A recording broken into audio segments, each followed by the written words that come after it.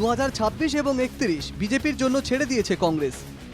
2036 সালের জন্য প্রস্তুতি চালাচ্ছে কংগ্রেস। মন্তব্য মুখ্যমন্ত্রী হিমন্ত বিশ্ব শর্মার। বিরোধী কংগ্রেছে 2036 সনৰ কাৰণে প্ৰস্তুতি চলাই আছে। 2036ত যাতে কংগ্ৰেছ চৰকাৰ হ'ব পাৰে তেওঁলোকে তাৰ প্ৰচেষ্টাত আছে। 26 আৰু 31 আমাক অলৰেডি দি থৈ দিছে।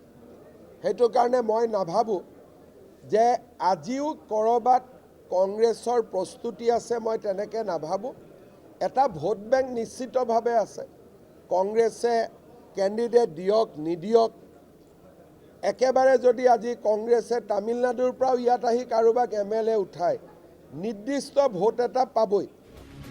বিধানসভা ভোটের আগে কংগ্রেসকে নিয়ে তাচ্ছিল্য মুখ্যমন্ত্রী। তার মতে 2026 এবং 31 সালের বিধানসভা নির্বাচনে বিজেপিকে ওয়াক ওভার দিয়ে রেখেছে কংগ্রেস দল। বৃহস্পতিবার শুধু কংগ্রেস নয়, অখিল গগৈকে নিয়েও তাচ্ছিল্য করেন মুখ্যমন্ত্রী। তিনি বলেন, অসমে এই মুহূর্তে বিনোদনের একমাত্র মাধ্যম অখিল গগৈ। অমুক কৰিলি নেকি? বৰ্তমান ৰাতি কাৰোবাৰ যদি পৰিবাৰত কণ্ডল লাগিছে, ল'ৰা ছোৱালী নিজৰ ভিতৰত কাজিয়া লাগিছে, ক'ৰবাত অফিচত টেনশ্যন হৈছে, ক'ৰবাত মালিকৰ লগত টেনশ্যন হৈছে, ক'ৰবাত অফিচৰ বছৰ লগত টেনশ্যন হৈছে, ক'ৰবাত ভায়েক ককায়েকৰ মাজত টেনশ্যন হৈছে। বৰ্তমান অসমত আটাইতকৈ ডাঙৰ মেডিচিন হৈছে ৰাতি অখিল গগৈৰ ফেচবুক চোৱা। আৰু মই নিজে চাওঁ, মই এক প্ৰকাৰ ফেন হৈ গৈছোঁ অখিল গগৈৰ ফেচবুক লাইভ চোৱা। সিদিনাখন এটা গালি দিছে, এই তোৰ নাম কি? অমুক, তই ক'ৰ পৰা ওলালি? আকৌ হাঁহি দিয়ে, হে কৰি হাঁহি দিয়ে, দি আকৌ চাই।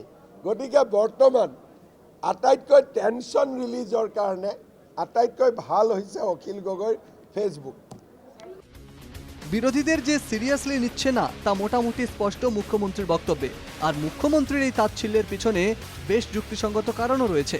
কারণ শক্তিশালী বিজেপির বিরুদ্ধে লড়ার মতো কোনো পরিকল্পনা বিরোধীর আছে কিনা এই মুহূর্তে তা লক্ষ টাকার প্রশ্ন। Bureau report, NKTV Bangla.